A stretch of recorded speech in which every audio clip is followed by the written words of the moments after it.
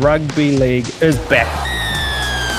Drum roll, please. You're a true Warriors fan. I have no recollection of that hot take. We don't all have to agree. It's good to be back. It's just a really boring thing. Oh, no. Start winning some games. I think there'll be a lot of changes to the team. I've got them making the 8 for mine. Let's go.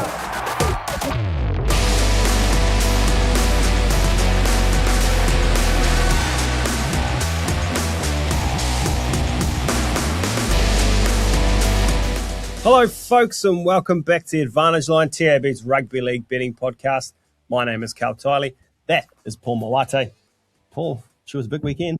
A huge weekend sport-wise, indeed it was. A lot of travel around the country for you and I. There was, yep, bit of that going on.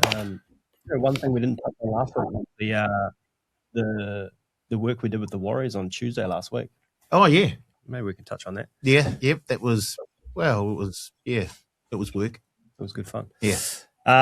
With us this week, the great man, Blake Ashford, with a slick new haircut. Hey, how are you, fellas? New haircut. Just finished my first session on the road to redemption, trying to get a couple 100,000 out of Papua New Guinea Chiefs. So, start of a new road for me, new chapter. Teddy, can only presume you've been in the gym too, getting ready for 2027. Oh, don't worry. I'm trying to get my finger in the PNG pie, but it's got nothing to do with going to the gym. No, I believe Teddy's going to be the PR manager for the Chiefs. Oh, wow.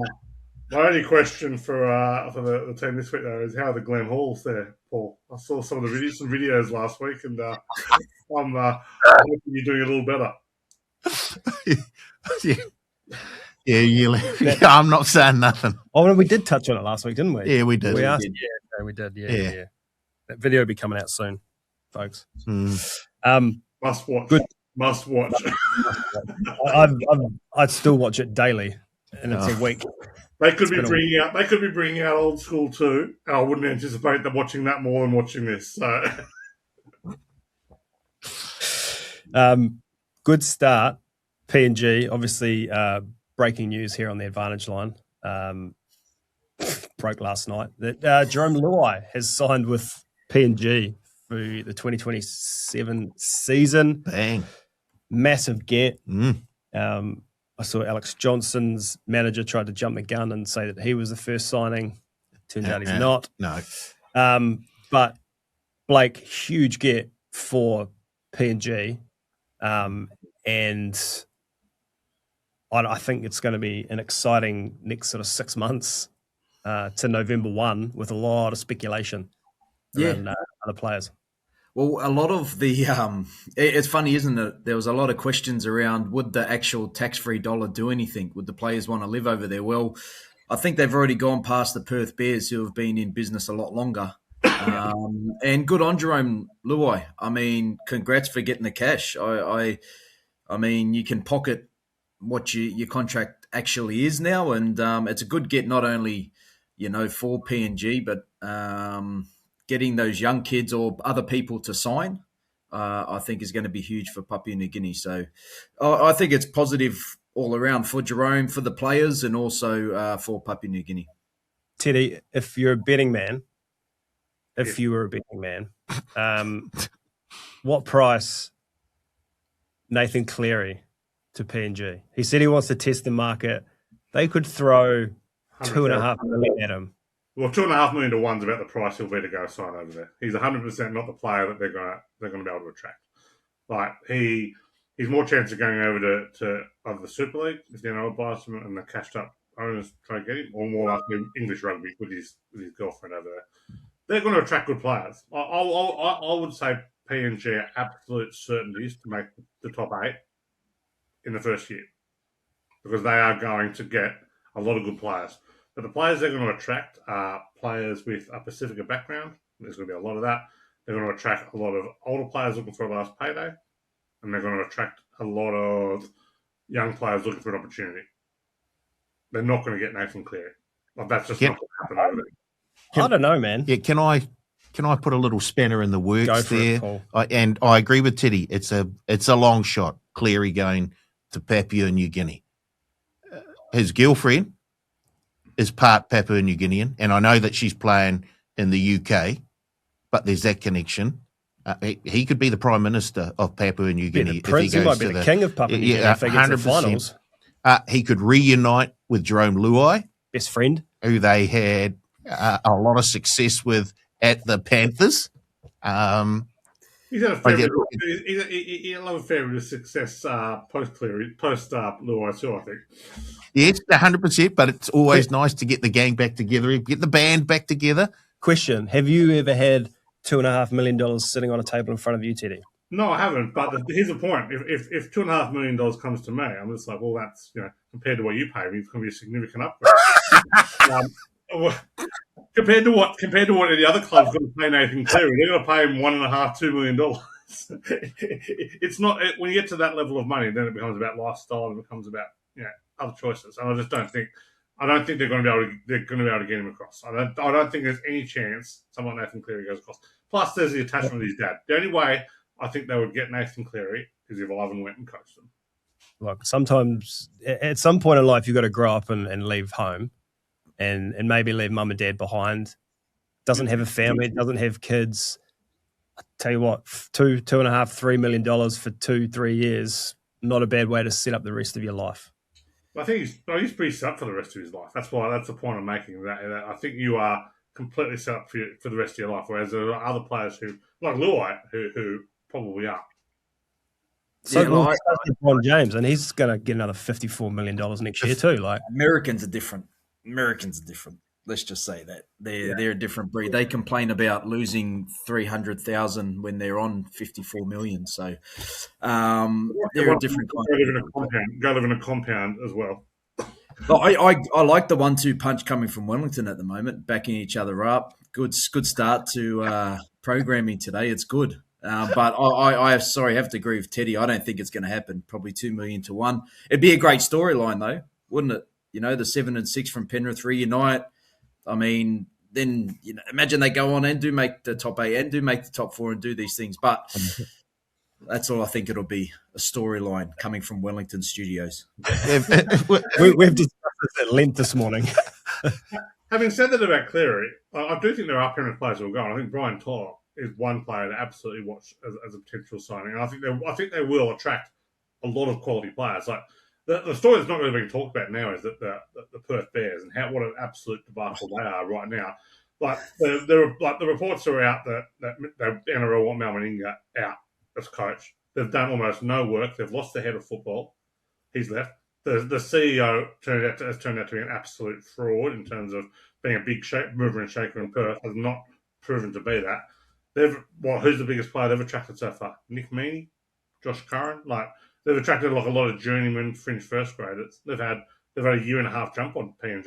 PNG have been going for 3 months, and Shamus has already signed, the greatest try scorer in history. And I cannot sort of say what a marketing ploy that's going to be for him. Well, we could be seeing the 300 first player score 300 tries in an NRL game in PNG in Port Moresby. That's where we're at. There's a whole marketing plan. And Luai is just the Pied Piper of some of these Pacifica players. I think he's going to attract a lot of people. They have done a tremendous job. And I was a bit dubious about Shamus being hired as the head of football. He has absolutely made a mark straight away. You brought it up before we came on air around the PNG Chiefs, and do they try and do a Melbourne Storm and chuck a whole lot of money at 3 or 4 players and then get other players, and they probably have a wee bit more money to grab more than 3 or 4 players, like get that spine sorted out and then build it up. More, I think. Yeah, exactly. Okay. So what's the best way for them to go about building their team? Do they really go all out, try and get some sort of spine put together and then build players in and around that? Or do they just go flat across the board? I think you've looked at the success of how teams have been built over the last 25 years. They're nearly always paying superstars, paying your top 3 or 4 players huge amounts of money, getting your second tier right. I'm kind of saying that with Melbourne now, like where they had with Eli Katoa now, blah blah blah. But and then having some pathways and a good coach to coach out depth. And I think Willie Peters is the right coach to develop players. I think he's done a good job at KR doing that. So I think 100% they're going to go for superstars, and they're going to find They're gonna have to find the right players to do that, and I think they can. There is a bunch of you would say sort of second tier superstars off contract 2027. Like For 2028. Sorry? For 2028. Yeah, guys that can start negotiating from November this year. There are a bunch of decent names that they can fill that team out with pretty quickly, I'd say. Yeah. I don't think they're going to have any problem filling that team out. I don't think we're going to be seeing, Queensland couple of players. I think, and the other interesting part which hasn't really been talked about, and they'll get to it in time, is that there's just so much talent comes out of PNG, and it's usually pretty raw, pretty undeveloped. But they've got their national team has improved leaps and bounds over the last 5 years, and they're going to be able to find, probably not playmakers, but they're going to be able to find good young wingers, hard-headed props, all that stuff. Like you're going to see, hopefully, your Sylvester Namas and these guys kind of, Edwin Apapa is surely going to be hooker. He's a world-class hooker who's not going to cost the world. And then all of a sudden you go, well, who do you go get in the halves? Do you go pay Munster? Do you go pay? No, you don't. The answer is no. But he will be off contract and stuff like that. Or do you go and find, go and throw the world at, such a halfback or such a fullback? And fullbacks in particular is not going to be hard to find. Now, unless you're Canterbury and dumb and go and sign Connor Tracy for 2 years. There's a million fullbacks out there. Like you go pay Trey Fuller. You can go pay whoever. Like there's more fullbacks than there are positions in the NRL. All right, that's the best start to the show we've ever had, I reckon. That's good stuff, fellas. We're on real heater here. Couldn't agree more. I want to roll it into, because I've been thinking about this for the last few days. In our group chat, we had a little discussion, or as always is, Teddy comes off the top rope with an extremely hot take that not everyone always agrees with. But I've been thinking about it a lot the last few days, and it's starting to eat away at me. So, question: what is an acceptable attire to wear to a game to support your team? Context: Teddy does not think a grown man can wear a supporter's jersey to a game. I'll put a caveat. You're wrong. Flat out wrong. I'm not. I'll put a caveat on this, right? So if you wear a retro jersey made of the non-silky material, satiny material, kind of acceptable. I'll cop that. Otherwise, cap, beanie, scarf. A jersey for a grown man. Jerseys are for children. Jerseys are for hanging on a wall. Look, if you are a grown man buying a new satin jersey and going to the football, seriously, you need to have a good hard look at yourself. Hand up. I got my hand up. It must be a rugby union thing, because you just almost you very rarely see it in Australia, I would say. I think it's a New Zealand thing. I don't know, or I'm in a middle. I'm part of a middle of a generation where it's always been what we've done. We were brought up to support your team, to support it proudly. You wear merch. I've got so much merch. I wanted to bring it. I really wanted to bring it all in and wear it and take it off layer by layer today. But Warriors jerseys. I've got 3 Warriors jerseys. I've got 2 training tops. I've got shorts. I've got beanies. I've got 3 hats. I've got scarves. Like you've got to worry. You're kind of missing a bit of context here as well from the argument. It's wearing it to the game. Like, yeah, for example, if I'm mowing the lawn, I'll wear a Newtown jersey. That's disrespectful. You can't wear a supporter's jersey when you're going to get dirty like that. That is disgusting behaviour. You 100% do not join the sheepish kind and then wear a new satiny. When else are you wearing kind of satin/silk out in public? Like, a few questions about that. Acceptable days to wear jerseys: day before the game, day of the game, day after the game if your team wins. Just wear a jersey whenever you want. I mean, it's not. I don't think it's such a big deal. To be honest, I've got like basketball jerseys. If I went to a basketball game, I'd wear a basketball jersey. Exactly. Some of it's just because they're singlets, and when it's hot, I like to not wear a singlet. I like to put a basketball jersey on. People Footy out. jerseys, I would wear a footy jersey if I had. I mean, I've got plenty there, but they're a bit tight now, obviously, playing jerseys. But as supporter, when I was younger, yes. But I don't see a problem with it, to be honest. Like, I mean, if you look at any sport, go to any sport you want. You go to soccer, you can go, or football, you can go to basketball, any sport you want. Every fan base has people that wear the jerseys, even people that just support on a, not as a fanatic, but every now and then they wear those jerseys. If those people are playing.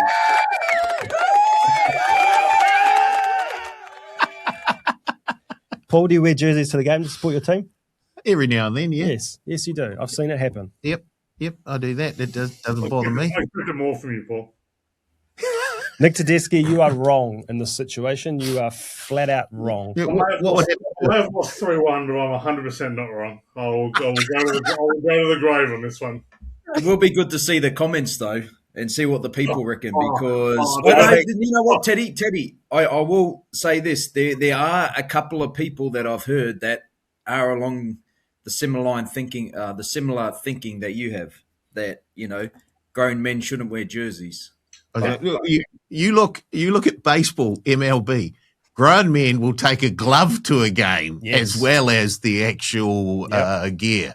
Yeah, I did say Americans were different, though. Yeah, they are. Americans are different. I will say that. But You wait. Well, I'll tell you where it becomes really offensive when you watch grown men wear an AFL jersey to a game and have the sleeves out, and they're wearing their pants and an AFL jersey to a game, and it's like, you look like a complete and utter freak.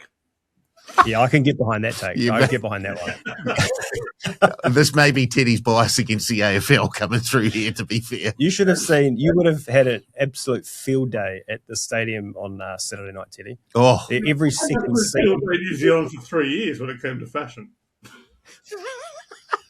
You're wrong, and the people in the comments are going to back us up. Here we go. The weekly tradition of people in the comments going at Tedeschi. Guess what? Don't read the comments. Don't care what you say. You're a professional yapper. You need to stop it and sit down. How about me? The only comments I want to read, folks, are what Carl tells me about. I do not read them, and I do not care. Pile them in the comments, and I'll send them directly to Teddy. I'll make sure he does not miss them. On my jersey collection, one of my jerseys, I lucky enough to receive one from Aish himself the first time we met, which I'd love to get a little signature on one day, Aish. But not enough is talked about, I think, of these playing jerseys. This jersey is an XL. I cannot fit it. It is so small. Like, how you guys get into these things and get them off again blows my mind. It does take two to get off. I was about to say, do you guys put your own jerseys on, and do you take them off? But obviously, you don't take them off. Nah, it's a two-man job. Oh, this is I hope it gets past. I hope it gets past. Good stuff. Send your comments to Teddy. Goodbye to random South guy. Not allowed to wear your jersey anymore, Teddy said. Send them straight to me. They won't get read. No, I won't do that. I've got a blind ranking for you fellas before we get into the show. Six teams this week to pick from. And we are doing hypothetical big threes. So not big threes that actually played together, but just three big names. All of the NRL era, which I'm sure you'll like, Teddy. Tylee Mawadi Ashford.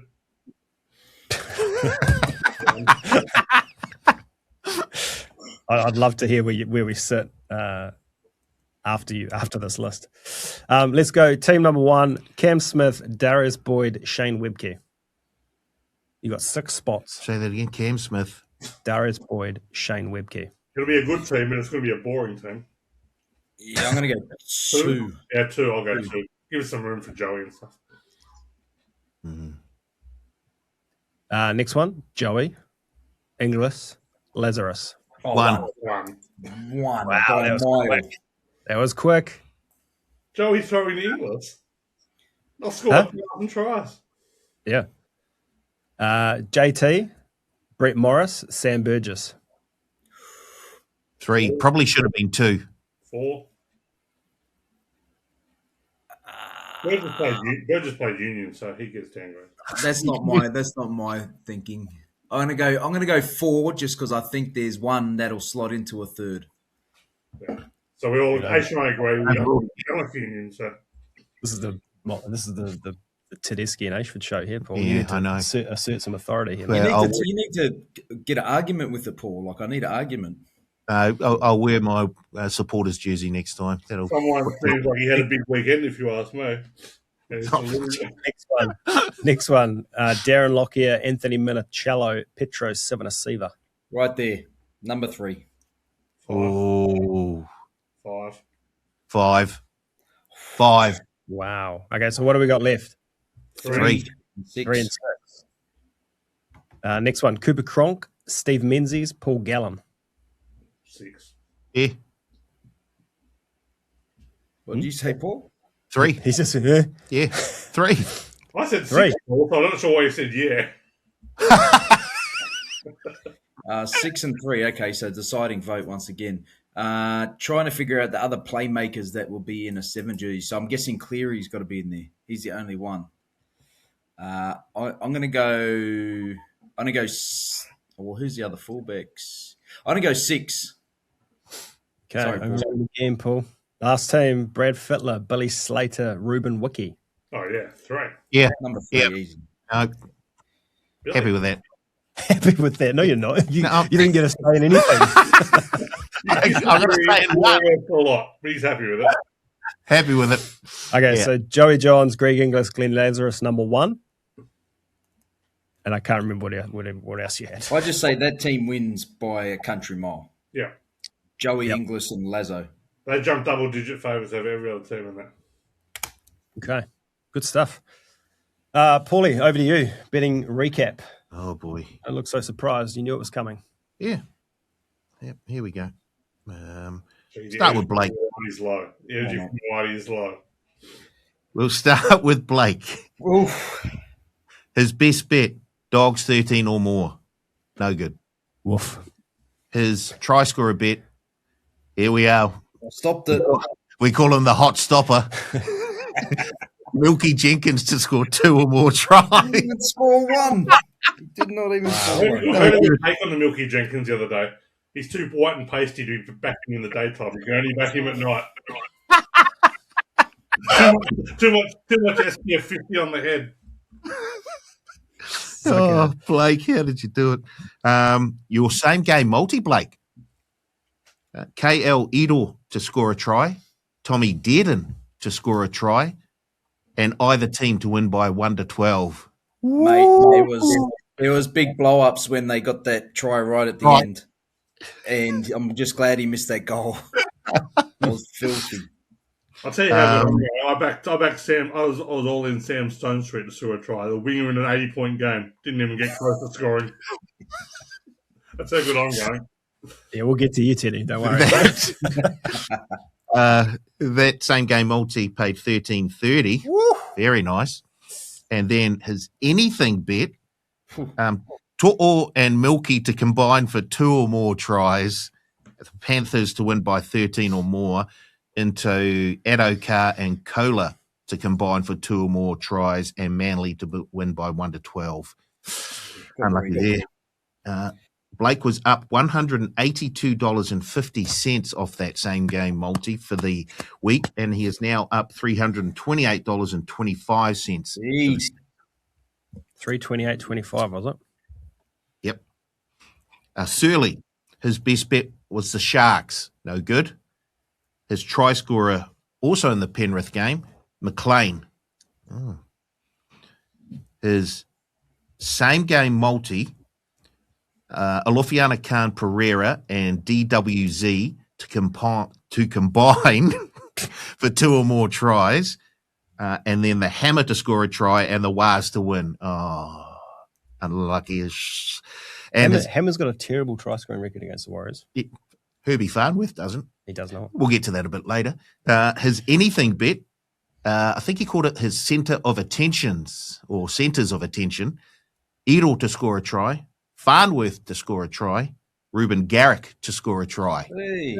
at $14.37. Which could it'll do. He was up $209.25 for the week, and he is up $173.75 for the season.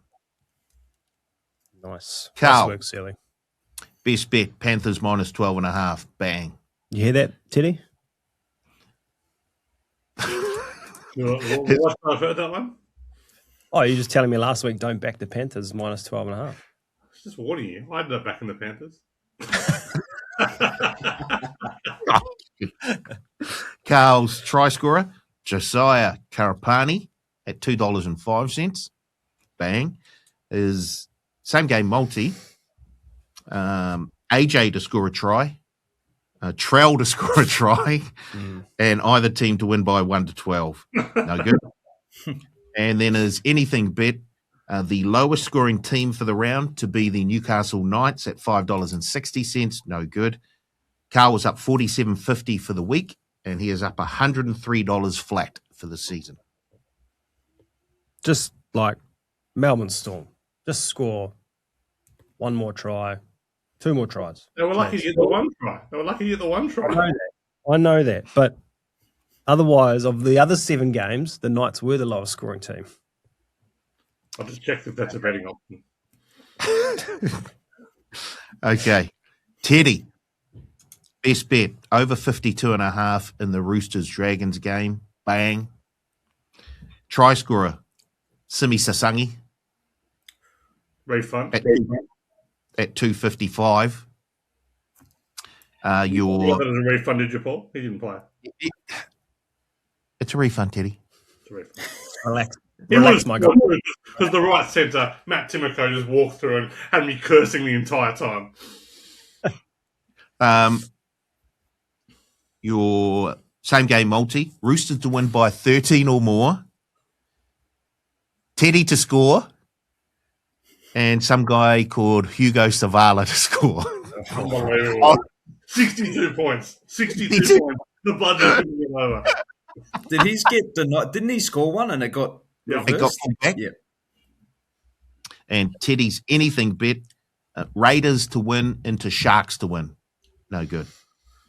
Teddy was down $5 for the week. Oh, Teddy.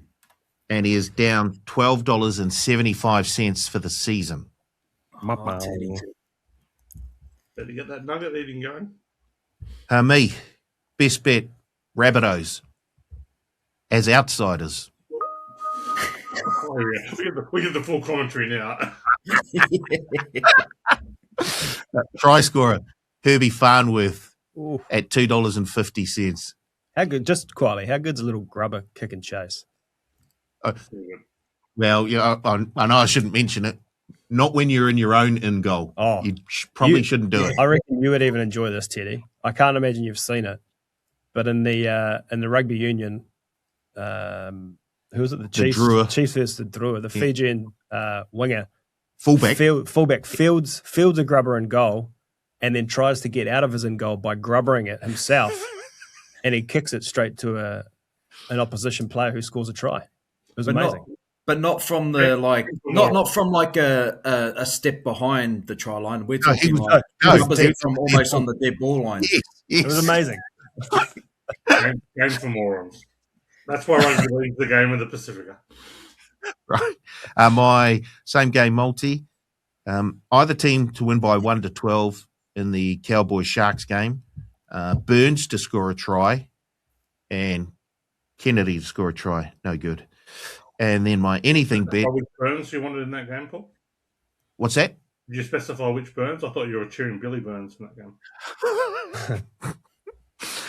game. No, B Burns, yeah. My anything bet. Panthers to win, Sea Eagles to win, Dogs to win. Oh, no good.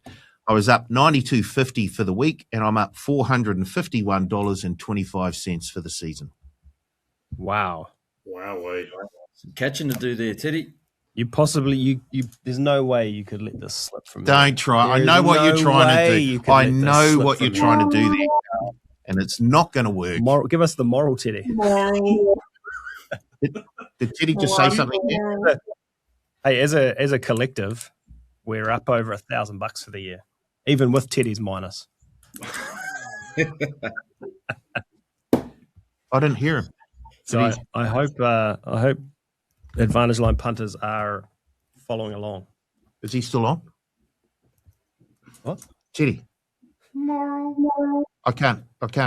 Oh, no, I can't hear him because I'm at the top of the table and he's at the bottom of the table. And it's such a big gap in between. He's going to have to shout for me to hear him. Approximately very laboured joke there, Paul. Very laboured. approximately $467 away. That's a week's work. Oh, okay. No. I remember the first or second episode, you guys were going, oh, yeah, it'll take 7 episodes, 10 episodes before I'm the bottom of the table. Yeah, well, we're still counting. This is episode 11. Okay, so. Just saying. All right, let's go to the good, the bad, the ugly. We've already covered my good. I'll just Jarome Luai going to PNG and just the chat that it's going to cause over the next 6 months, the speculation, who's going where, who's going to sign. I'm all for it. That is my good. Paul? My good is around a player from a losing team last week, and it's Whaolongo. I thought his try was the purest form of an individual try that you will ever see.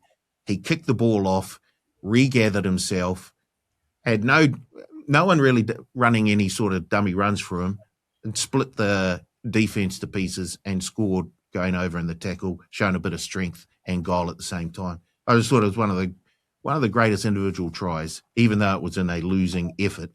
I really enjoyed it, and so there's a little bit of light there for the Storm, but not a lot. Teddy? I thought the good this week was the Broncos beating the Dogs and winning with all these injuries. I thought kind of first 3 weeks they were looking well and truly off the pace. Made off White. He's done a bloody good job. No Walsh, no Haas, no Carrigan, no Hunt. A heap of kind of fringe players out and just keep on winning. They show up every week. Hard to knock the Broncos. I think that was a super impressive win. I don't know what else we've got to do. I mean, scenes at Leichhardt Oval, how that wasn't everyone's good. It's beyond me. Like, it was, I was getting chills through a TV screen. I would have loved to have been there. On the back of that, they played some outstanding footy. The crowd, they're getting what they deserve for putting up, for about 10, 12 years. And they haven't made the semis yet. They haven't made the playoffs yet. But I just think, with them winning, there's certain teams that if they're winning, it's good for rugby league. And I think Tigers are one of them. And a packed out Leichhardt, the 8th wonder of the world. I mean, there's nothing better than that in rugby league. I don't recognise Leichhardt unless it's Sunday afternoon. Oh, very true. That's the only thing that could have been better. That hill was rocking. Oh, mate. Rocking. My bad, I'm going to turn into a good. The bad is the Dragons. They suck. But the good out of it is that everyone, there's a lot of people internally within our organisation here that we're trying to pass on, it's the bounce back and Anzac Day and new coach and the Dragons they're going to give it to the Roosters. Watch out. And I said, no, they're not. They're going to lose by at least 40. And they did. And I feel vindicated. And Dragons fans must be doing it tough. Complete myth that coach bounce back. Just a complete another myth. Yeah. Unless you're a Manly fan. Insert Manly. Well, unless you really hate the coach. Unless you really hate the coach. And I don't know they really hated Flanagan. I just think they were pretty incompetent. Yes. Yeah. They just didn't have the players to actually... Their problems run deeper than the coach. Yeah, this is a big rebuild here. This is a long-term project. This is not a rebuild year. This is a rebuild decade coming up. Correct. Yeah, I could not agree more. Yours? I was going to go the Dragons, but I think I'll go the Melbourne Storm, who picked up another loss. And I don't know how Bellamy turns this around. Well, first of all, he needs his stars to be performing at an elite level, and they're not doing that at the moment. And then he needs the bits and pieces players to start just doing their job. And I think Teddy wrote an article for The Guardian, and I think it was spot on. So you might want to check that out. So Melbourne Storm, bad. Am I wrong in being? I feel a little bit sorry for them, and I shouldn't. And I shouldn't because they've inflicted so much pain on me over the years. No. I've always liked the Storm. Like, they've always been my second side, but I don't feel sorry for them because this is all self-inflicted. Like they're, part of like Paul said. No, this was my bad as well. State of the Storm is, Cameron Munster is playing at a reserve grade level at the moment. He just is. He's had, I think, 1 try assist in 6 weeks, missing 4.5 tackles a game. Yeah, the edges are poor, and this kind of goes back to what you do. They've had some bad luck, no doubt. Like, no one could have foresaw Eli Qatar. No one could have foresaw Tui Kamika. But you could foresaw, you could see that losing Nelson was going to severely impact your ability to go forward. Udui Kamanu, I think, is one of the worst signings in the club's history.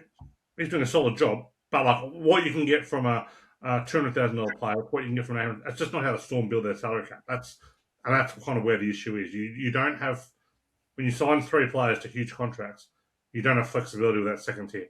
So you've got to get that right. And then they've got all of these just battlers playing on the edges who you just never see. You see ordinary players like Brinko Lee playing in the centres who would go out and do a job and would do it well. Now you've got players who probably have more natural ability, someone like a Jack House, who has no idea what he's doing. He's charging out, he's dropping back. There is no cohesion at all. I just think they're a long way. They're a long way off. I don't really see how they get it back this year. I think this is going to require some work with their cap and roster over the next couple of years. Maybe I feel sorry for Bellamy. I like Bellamy. So. Blake, what's your bad? I'll just keep on the theme. I had a couple of those teams down. Mine's the Bulldogs. They looked okay the first 20 minutes. They had the ball. I thought they created opportunities, and they just, I don't know, for some reason created opportunities and just couldn't score. And I was watching their attack, and then after that, once the Broncos scored 1, the Bulldogs just went to water. So they're not in the bad position like the Dragons or let's say probably the Storm at the moment, but, they are creeping down there. And I don't even know how they're favourites this week against the Cowboys team. Maybe, I guess, because the Cowboys have to travel down. But with the calibre they've got in that team, I don't understand what is going wrong. So for me, it's just a bad situation at all 3 of those clubs at the moment. And, I don't think any of those 3 will make the top 8. Is that all of us for bed? Yeah, I'm guessing Teddy might have some interstate stats when we get to it around the Bulldogs and the Cowboys. But I agree with Blake. I don't understand how the Dogs are favourite. I struggled for an ugly this week. It's the same stuff we're talking about. The Drags are bad. The Dogs are bad. I got an ugly. Go on. Jake Averillo's injury. Oh, yeah. Oh, boy. That really looked horrible. I don't know. Were these things sticking out or things that shouldn't have been? Oh. Yeah, it broke the skin. Bad place to do it too. I spent time at Wellington Hospital. That's a long... It is a bad place to do it, yeah. That's a tough place. That's a tough stint, man. That's a tough stint. You're not in Queensland anymore, Toto. Do you reckon he's sitting in emergency for 6 hours like the rest of us? I think he's still there. I've spent a lot of time in the emergency ward the last 2 months with my daughter, and it's the worst, one of the worst places in the world. Yeah. By the way, love all of our health industry workers. They are brilliant. Oh, it's nothing against them. I know, 100%. I won't say anything else. No. You guys got an ugly, Teddy? Yeah, I'm just going to chime in on the Dogs here and kind of take a bit of a different angle. The tinkering that's going on at the Bulldogs. They went all in. They destroyed a possible premiership run last year, or at least gave the Bulldogs a chance by punching Reid Marnie out. getting rid of Toby Sexton when they could have just played Lachlan Galvin at 13, playing Samuel time, but bringing in Jake Turpin for Bailey Hayward. They were adamant Bailey Hayward was the answer at number 9. He's been dreadful. He's been absolutely dreadful. And then dropping for Jake Turpin, who is worse. Back this week, we'll get on to this. All of a sudden, Hayward's back on the side. I don't understand what he's doing. Switching Crichton and Sherry spots in the off-season. All of a sudden, they're back to their natural spots after almost driving this tinkering. And I have no doubt where it's coming from. I'm not even going to blame Serrato fully on this. There's a lot of Gus Gould around what's going on here. But it is time for Gould to get out of the Dogs, and probably time for Serrato too. I am done with them both. Wow. Whew. Wow. Blake, back that up. Nah, that's it for the ugly. Nothing apart from those 3 teams. Good. Okay, team list Tuesday. Who wants to go first? Oh, I'm happy to go first here. Go on. Finally, I'll just criticise him for tinkering, but boy, oh boy, was I happy to see Marcelo Montoya finally drop. I've never been more adamant that I could play first grade football and get on the outside of someone and score a try than sitting outside Marcelo Montoya. An opportunity would come 5 metres out from the line where I just had to catch the ball and fall over. He charges in like a ball with a brain aneurysm. Like he just has no idea. His attempt to catch that ball there has never been, New Zealand have often claimed the underarm ball as one of the great tragedies and blah, blah, blah, Australia screwed them over. Well, guess what? You got your revenge by sending Marcelo Montoya back to the Bulldogs. We are square. Australia and New Zealand are square on. The underarm has been sorted. You gave us Montoya back. Well done. You got us.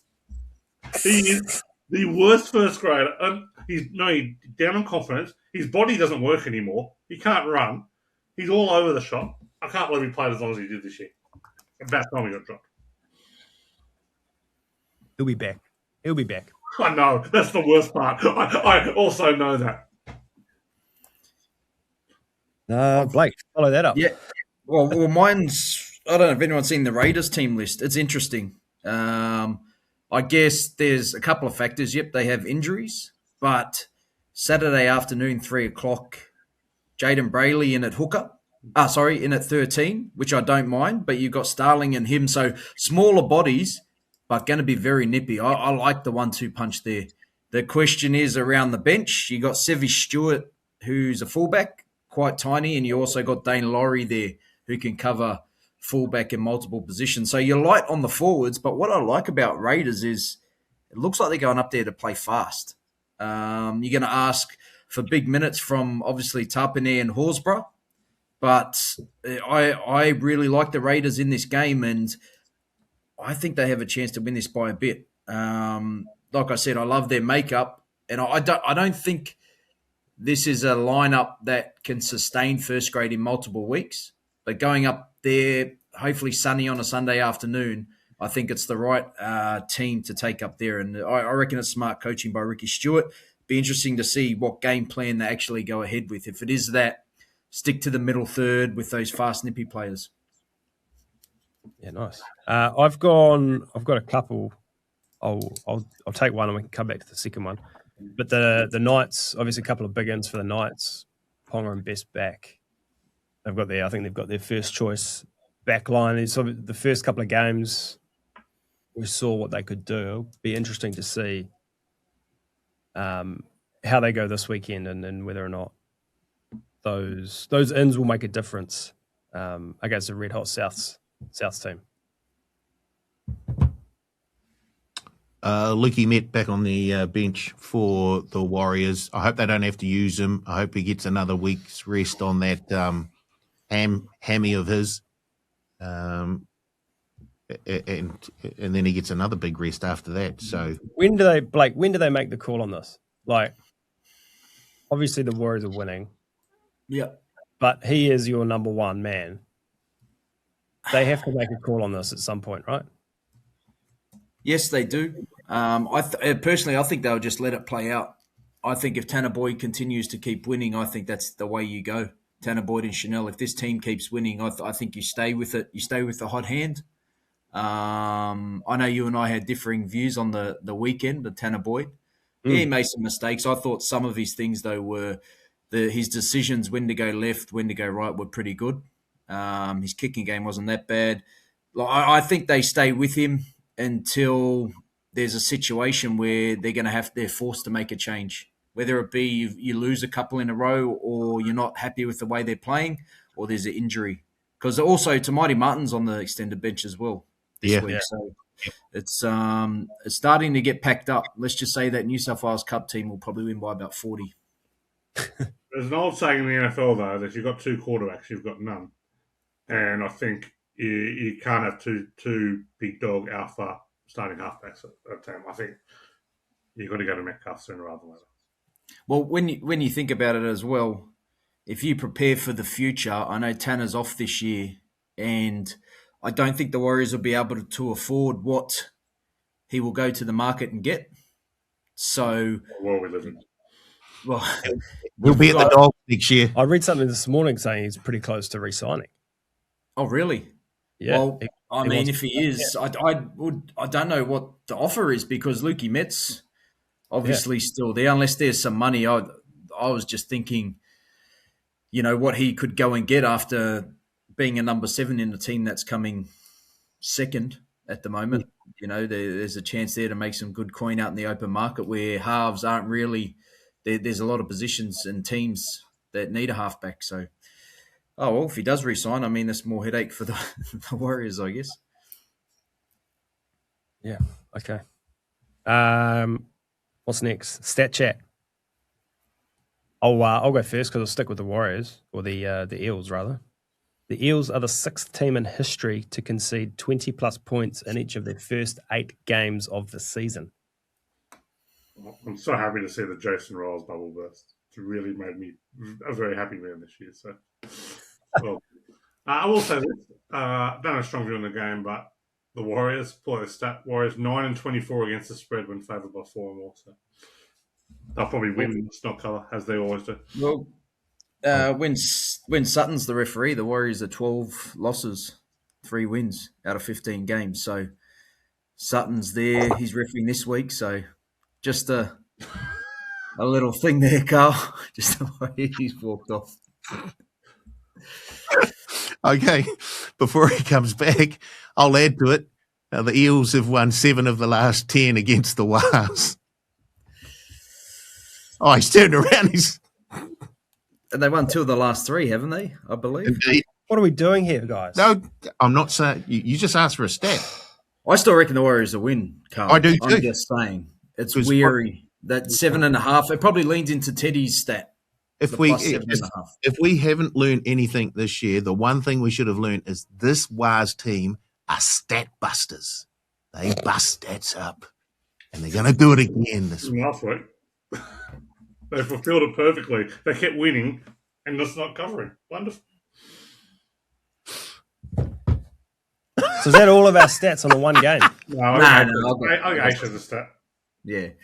I've got the Broncos and Roosters game. Roosters obviously won 6 of the last 8. Adam G refereeing. The Roosters are 3 from 3 against the Broncos. But if you do like the Broncos, the last 3 wins against the Roosters have all been 13+. So depending who you favour in that game, I'm on the Roosters. But if you do like the Broncos, there's a big chance they win big. Broncos have covered 17 of their last 25 as an underdog. There you go. I'll run through the rest of the game. Is that what you'd like, Carl? Yeah, sure, man. He's red. Dogs and Cowboys. The over is 13-6 when the Dogs play at a core and they're $1.70 or bigger. Dolphins Melbourne. The over is 17-10 when the Dolphins are favoured. Gold Coast Canberra. Canberra have covered just 2 of their last 10 interstate against bottom 5 teams. The Knights South, the under is 21-11 when Souths off a win. Cronulla Tigers. Tigers have won just 1 of 7 with no appy. And Penrith Manly. Penrith have covered 8 of 11 when favoured by 8 or more. When did we play? Sorry, Who did the Warriors play at CommBank last year, the year before? And it was a home game for the Warriors. At CommBank? I thought it was the Eels, but I can't. We've only played the Eels at home. No, I don't know. Can I just say I hate this game every year. Just because of the highlight that just resurfaces every time the Eels play the Warriors at HNRY Stadium. I like when the Tigers play the Eels, and I get that nice little highlight every time. Benji's coach, yep. And then this one seems to come up, and for the last 6 years, it's just been haunting me. So I've only got maybe about, let's say, probably. I need someone to go out there and just get fended a lot worse than what I did. Here we go. I found it. In 2023, the last time we played at Combank, the Warriors won 46-10. Yep. Here we go. I don't think Sutton was referee though. Pull a replay from that game. Blake, how do I find out who the referee was? Some of Sutton's stats are incredible though. Like his hatred of the Dogs, hatred of the Warriors, love of the Broncos, they're all next level. Who ref the Warriors last week? Because we're now 6-1 under him. Liam Kennedy, the worst ref in the comp. So well done. Best ref in the comp. All right, let's move on to the Dogs. $1.83. The Cowboys $1.98. The line is, I think it's 1.5. I've got 15 here. The total is 51.5. Maybe it should be 15. In favour of the Cowboys, surely. Yeah, not the Dogs. You see us play? We're awful. Cowboys have won 13 in the last 18 meetings. The Dogs have scored 18 or fewer in their last 9 against the Cowboys, which is incredible, seeing we can't score points now. Bulldogs won the only meeting last year, 12-8 as big favourites. Dogs have covered 3 of the last 4. Under is 8 of the last 7, but I like the over in this one. Over 23-81, the Dogs are for loss. Over is 63. It's at 63% the last 2 years when Marcelo Montoya is not playing. So we can actually score out wide. Crichton can have the confidence to pass the ball, all that stuff. The over is 62% when the Cowboys are off a win. 5-1 when they're off scoring 44 or more. 23-13 when they play teams outside the 8. I think the 50.5 is way too low here. I'll be backing the over as one of the better bets of the week. Okay, what do you reckon in this game, Paul? I'm not quite sharing Teddy's enthusiasm for the over. I do like the over for North Queensland to accomplish. Totally fair. Can't argue with that. Yeah, have a look at the Dogs. They've scored more than 20 points only once this season. And although they get a few players back, they just, I don't know. As Teddy said, the tinkering isn't working with the Dogs. And I just look at that Cowboys side and the way that they're actually going. Scotty Drinkwater is he's better can fly in these years. If you're taking him as a try scorer over the last 3 or 4 matches, you're well ahead of the curve. So you just signed a $900,000 contract, so I expect the form to regress to it's all done. But outside him, Jackson Purdue in the centres, they just seem to be playing. It's funny to say with a coach like Todd Payton, they actually are playing with a wee bit of freedom. They really let the ball have a bit of air. So, yeah, I do like the Cowboys to go the overs. A bit of an underrated player for the Cowboys too. How good is Braden Burns at finishing? He's I reckon he is about as professional a finisher as there is in the comp. He's not that fast. He's not that big. He's not that strong. But he just knows the angles to get to the try line, knows what to do. Great underrated player, Braden Burns. I think there's a couple that are going underrated this year, the Cowboys. And I know you mentioned Toddy Payton there, but whatever he did after the first 2 rounds to get them turned around, I mean, it's great work because I think Jason Tombololo's having his best year in maybe the last 5 or 6. I think Jake Clifford, who has been in and out of first grade, went to the Knights, came back and sort of hasn't really had that 6 jersey the last couple of years. But this year, I think I'm not going to say playing better than Dearden, but he's right up there with him. Like he is a big part as to why this Cowboys team's winning games. So, yeah, I honestly don't know who wins this game because every time I tip against the Bulldogs, they win. But if you're going on form, you'd probably think the Cowboys would win. Yeah, I'm like you, Blake. I think the Cowboys will win, but then I don't know. Yep. Next one. Eels, $2.85. The Warriors, $1.42. The Lions, 7.5. The total, 53.5. Here's Teddy with all these stats around. Go on, Ted. Yeah, the Eels plus the points. Eels have won 6 of their last 7. Eels have won 2 of the last 3 at Combank. Last 5 have all won 46 plus. The over is 18-6 since 2008, including the last 7. Parrot 12-9 against the spread as an underdog at Combank, but they've covered just 20 of 46 of a loss and 8 of 26 against top 4 teams. The Wars covered just 38% as a favourite, 9-24 against the spread, when favoured by 4 or more, but good travellers, 26-17 against the spread. Interstate, and they're 23-14 against the spread off scoring 20 or fewer. Actually, I have no views on this game. Probably going to lean towards the minus in this one, but no strong view at all in this one. In a normal situation, Parramatta have some half-decent players there, maybe, but I can see the Warriors running up a score here as well. So I probably would rather, seeing as I've backed the Warriors to win a premiership and to go top 4, I'm pretty sick of being against them every week. So it might be nice to just cheer them on. That's a choice you can change at any point in time. I am a slave to the numbers, Carl. The numbers dictate to me. I don't make stuff up. Blake? I think the Warriors, as much as I was joking around things before, I think the Warriors can really put on a score here.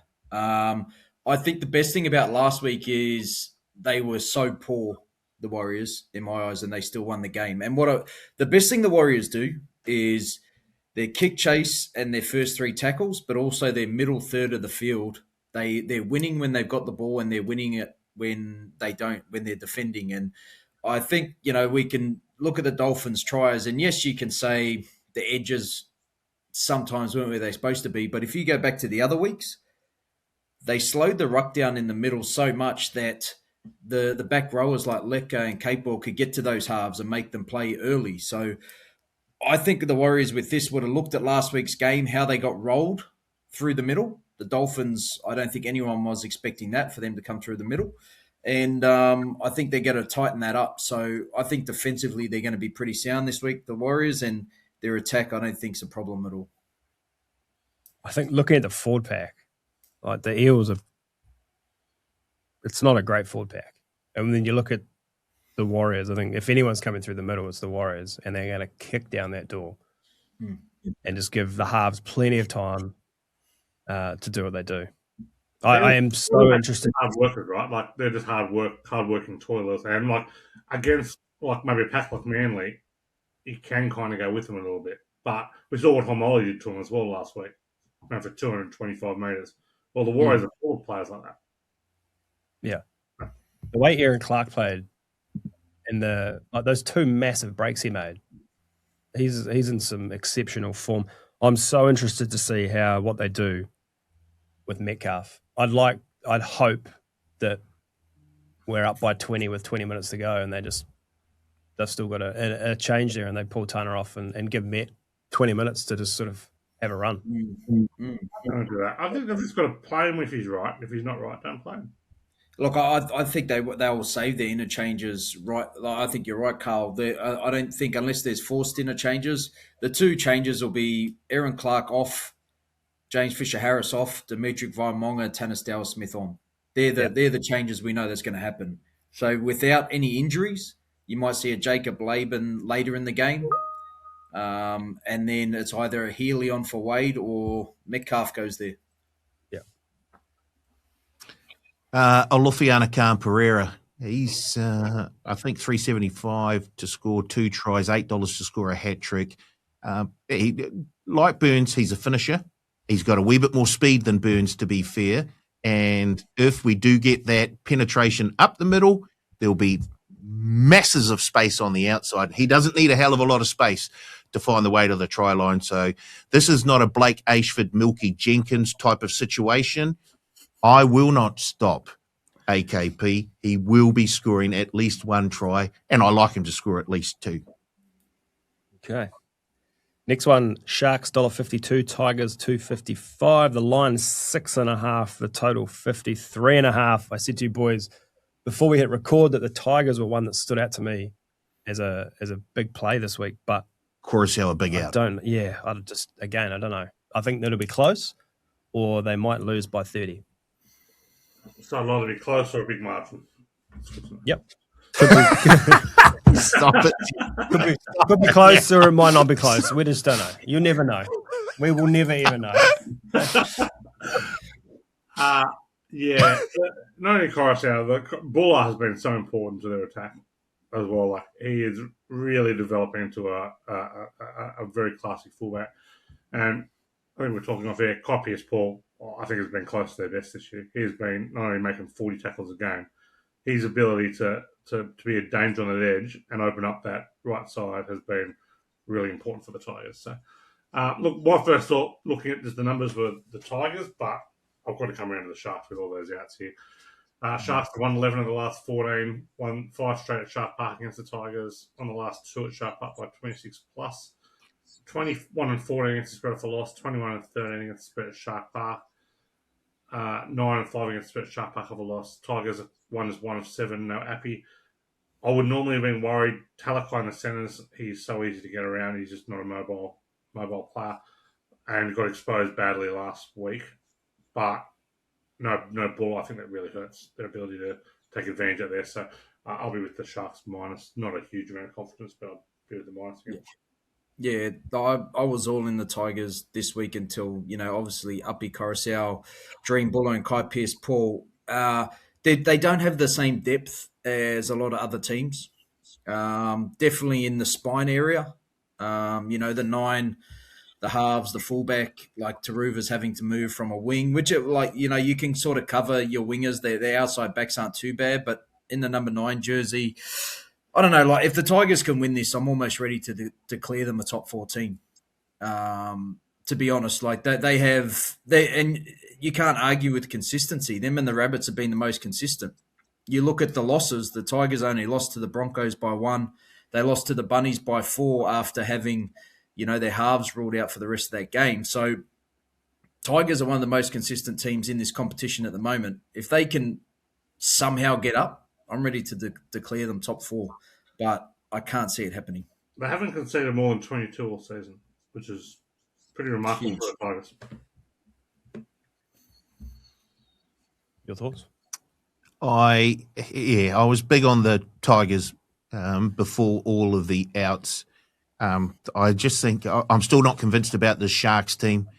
I think they struggle against the better teams, and then they overperform against the lesser teams. So it's a game that I'll be betting warily with. I might take the unders here, actually. Under 53.5. Undertaker. I'm watching the Hulk Hogan doco on Netflix. I'll give you the tip. It's fantastic. It is I love that for an unders punter, the Undertaker. He's my favourite wrestler. I got to see him live once. It was amazing. Incredible. All the finishes, like the best. Did you wear your rugby jersey? Or did you wear an Undertaker t-shirt? Yeah. I had the hat and the jacket on. What's your favourite version of the Undertaker? Sorry? What's your favourite version of the Undertaker? Was it the hat and the actual funeral director? Was it the motorcycle guy? Was it the guy who picked up on crosses? The hat and the jacket, the coffin. Childhood. Yeah. Didn't enjoy the motorbike. Not him. Long hair, hat. Anyway. Next one. Panthers $1.25. Seagulls $4. The line 12.5. The total 51.5. Is this the end for Kieran Foran? I think it's the end for Kieran Foran, but Fosball's about to run into a fair speed up in this one.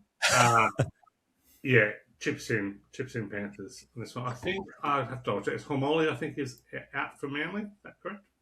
Oh wow! No, he's been named. I think he's going to the. No, he got 2 fines. He is playing. He's playing. Sorry to skip there with it.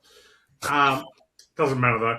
Penrith 15 and 4 of the last 19, covered 9 of 30 since 2008 against Manly. They've covered 11 of the last 15 in New South Wales. 8 of 11 when favoured by 8 or more.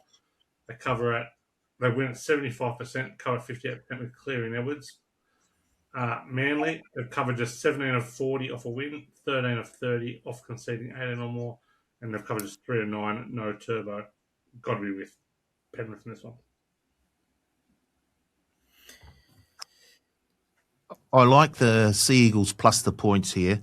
Look, they've won 2 of the last 3 against the Panthers, and that was with Seabold at the helm. So with Foz now in charge, they are playing with a lot more heart. And although Turbo is a big out, I just think I've seen enough from them so far to think that they can keep this one fairly close. So I think the line is just a little bit large for mine. So I'm happy to take the Sea Eagles plus 12.5. Yeah, I don't know. I think for me, I need to see this game to have actual faith in them as a top 8 team. I think the you probably sorry the Panthers. Nah, come on. Go away.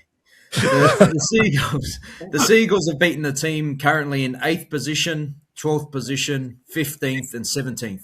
That's been their force since Kieran Foran's taken over. So for me, you versus a team like Penrith, who, team everyone thinks will win the competition, or let's really see where Manly are sitting. So I still don't know whether they have that personnel. They're probably better than most of the bottom 8, but I think this will be a true telling test, and I'll be on Penrith minus 12.5. And I think you should include Milky Jenkins. I think he gets back in the try-scoring form again. It's a night game. He's back. Yeah, there we go. He's a vampire. He only works at night. I saw I can't remember what podcast it was, but I saw something on Instagram around Olakau'atu in his first 3 games under Siebes, and he had 10 runs for 60 metres, for 90 metres and whatever. And then his last 6 games where he's top 200 and 3 or 4 of them, 190 in the other ones, he's turned into an absolute wrecking ball. I've never seen a career destroyed more in 4 games where the coach wasn't involved than Anthony Seibold's career that was already on the ropes been destroyed by the last 4 games for Manly. Yeah. The fact that he had all this talent there, and through both a combination of both style and the fact they could not stand him, that's the end of him. And that's the difference between Seibold and Flanagan. Flanagan didn't actually have the actual quality there to actually turn things around. At Manly, they had a whole heap of quality. Yeah, and fair play to Flanagan. He made sure that quality didn't come, so his kid kept playing first grade. Oh, jeez. One more question to you, Teddy, before we move to betting, because this may factor into my betting. What stats around Roosters, Broncos, totals, overs? It feels like there'll be 1,000 tries in that game. Let's have a little look. Yeah, very keen on the over in this one. Ace mentioned before, the last 6 have been double-digit results, so I can kind of give it a while. But the Roosters, over 32 and 23 in favourite, 12 and 6 when off scoring, 38 plus, 37-27 when off conceding, 16 plus, 19 and 15 Allianz, and the overs 38 when the Broncos off conceding 20 or fewer. So, I think points galore on this one. Thank you. Now let's move to some betting, and I will start. Now that I've firmed up my my options. My $50 best bet, Warriors 13 plus, $2.40.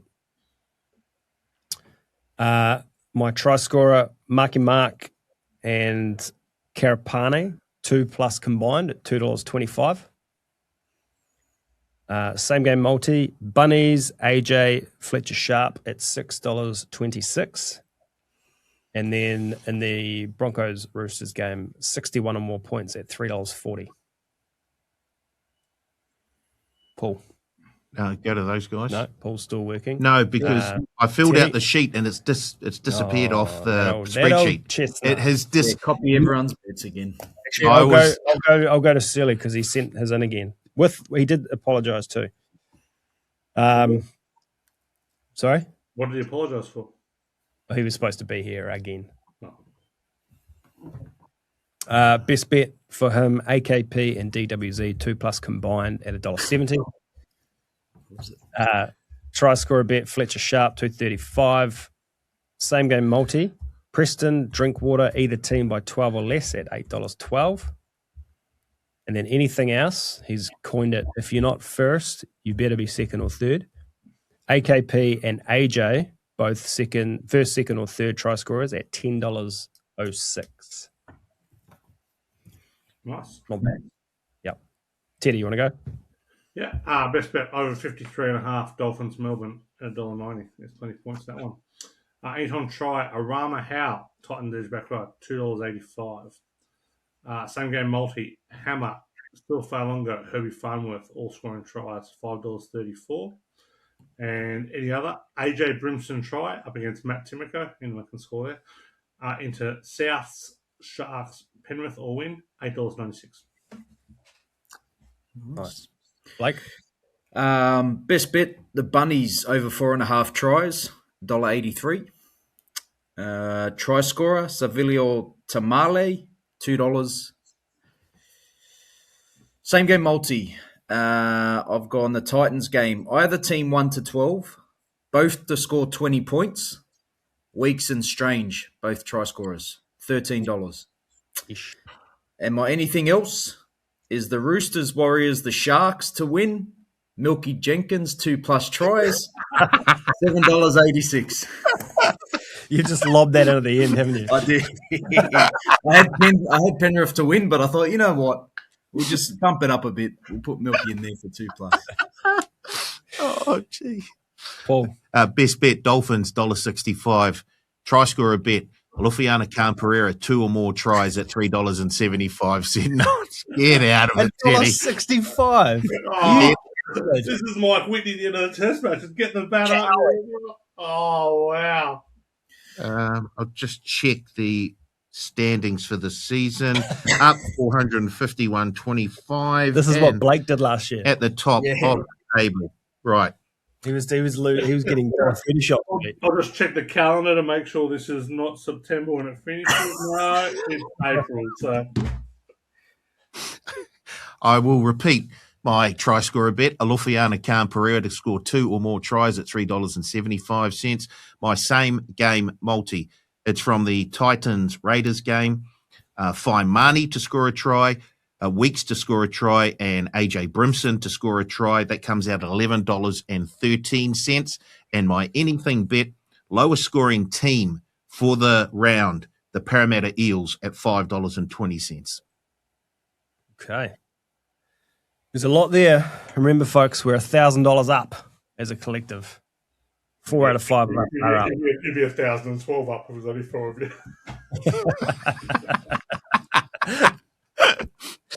Hey, fellas, thank you very much for joining us again. Paul, good stuff, as always. To everyone else, we'll be... Oh, the button's not working. We'll be back next week. Fucking shut us down. To do it all again on the Advantage Line.